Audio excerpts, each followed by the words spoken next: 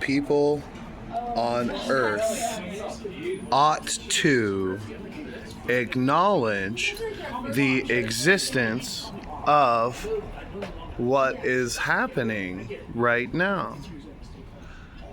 And the universe behaving in a way that it behaves is what is going to unite humanity on a level that is going to take our consciousness beyond our life problems and into a space that is much more habitable than this awkward Newtonian imbalance time frame.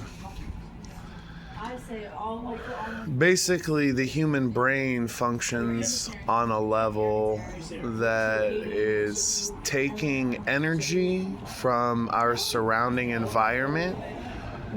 And you have to think about this on an atomic level, because we're taking molecules from our food, we're taking movement from the air to create sounds, we're taking electromagnetic radiation, and we're putting together a picture that is always there from the moment we wake up till the moment we go to sleep. Now, if human beings could live in harmony, there would be things that I love explaining to people, but there are not many people who really have had these experiences.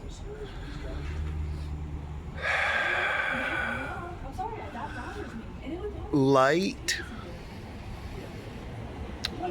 and the eyes have an interesting relationship, because somehow when there's an observation made, or some would prefer to say a measurement, the light that is sort of like playing out its possible paths chooses a physical form and takes form as photons.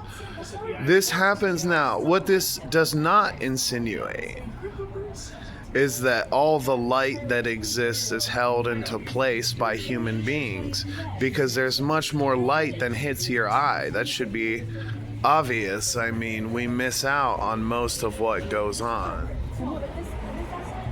The whole point of quantum physics is to show the inherent connection between a human being and the life that surrounds them. And believe it or not, there are enough people on the planet who live their entire lives in denial that there is an imbalance between those of us who know how to progress and want to fix ourselves naturally, and those who want to bicker and argue and fight and create problems for others. So a good place to start would be acknowledging existence, and that might be all it takes. Another place would be to acknowledge the separation between individuals, because something has to change, otherwise the resources on this planet are going to run out. You know what I mean? So what it really boils down to me are esoteric experiences, which you can categorize into physical, transpersonal, non-physical.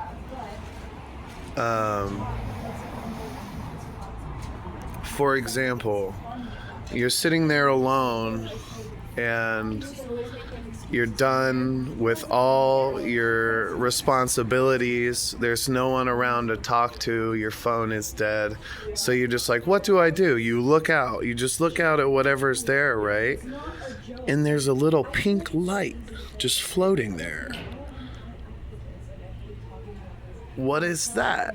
What is that? So you look at it, you focus on it, and it gets bigger. You know what I'm saying? It starts floating around and then disappears.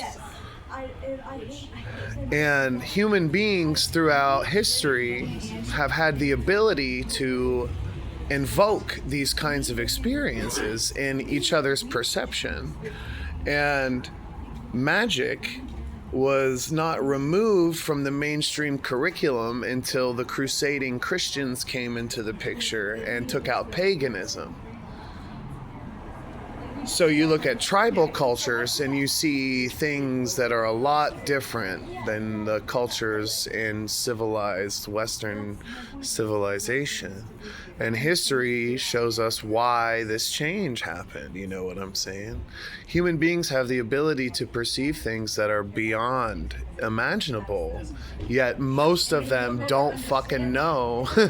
And so, like, when it happens to you, it changes your life. The first time, it's an angel, it's God, it's unbelievable. And some people spend their whole lives trying to recreate it or get it back, you know what I'm saying? But what it really is just a door that shows you what's on the other side of this. Maybe when we die, we go there, but we're already there in a way. We're waiting for ourselves to just shed the human body, enter hyperspace, and be one with the entities and the gnomes. I love gnomes because they seem to just show up when they want to or something, man.